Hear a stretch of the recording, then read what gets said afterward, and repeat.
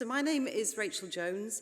In a complete spirit of openness, I do run a medical digital communications agency dealing with rare disease. However, I don't want to talk to you about that today. I want to talk to you about our passion project, which is called the Rare Disease Series. So what is it? What is the Rare Disease Series? Well, the Rare Disease Series is a passion project started in 2017 by Rob, who's bowing his head down there along with me. And Rob and I formed this in 2017, and it was a passion to, it's a not-for-profit, a passion to share via video mostly, but other methods as well, but via video, people's stories within the rare disease, the rare condition community.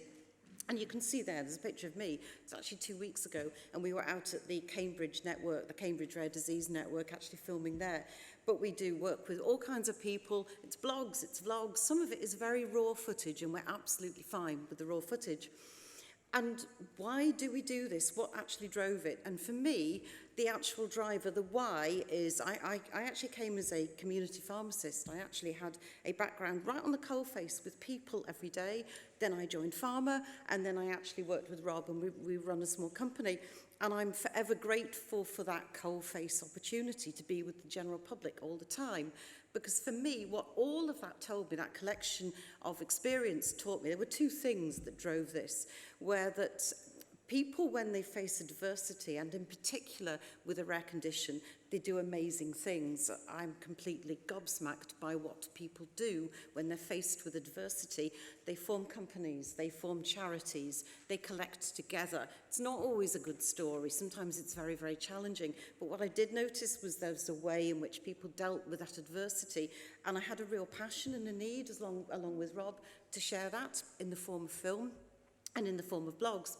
And the other second learning point for me and for Rob has been that everyone counts, that within especially the rare community, but chronic communities as well, but certainly rare, everybody had a viewpoint. So the patient, the person living with the condition, their family, their employer, farmer who are working to actually deliver product for those people, but also the people who are reaching a diagnosis, the researchers, the nurse. How does a physician feel when actually they can't diagnose something and somebody is returning all the time? And I really felt the need to perhaps begin to pull all that information together in the form of video to actually hope to actually show that 360 and actually try to get people to understand each other a little bit more. And now I'm going to talk to you about the power of video and why do we use video. We don't always use video. Some people aren't very comfortable in front of a camera, and that's absolutely fine. Some people use their iPhones and record themselves for us. That's fine too. And sometimes they write an interview, a blog post. That's all fine. We prefer video because, well, 90% of people utilize and process their information using video, using film. I have a dyslexic son, and he actually learns through YouTube. He doesn't want to pick a book up. He uses video the whole time and YouTube to learn.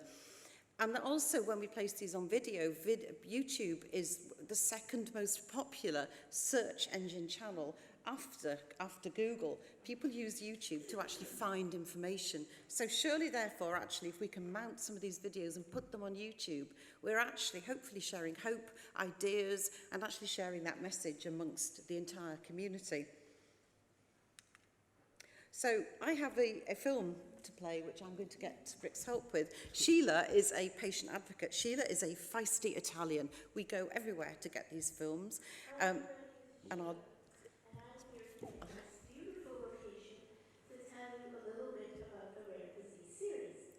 The Rare Disease Series is nothing more than short video clips where patients share their story of their patient journey, how it was like when they were diagnosed, how did they feel, and then what happened once you were in remission or even now.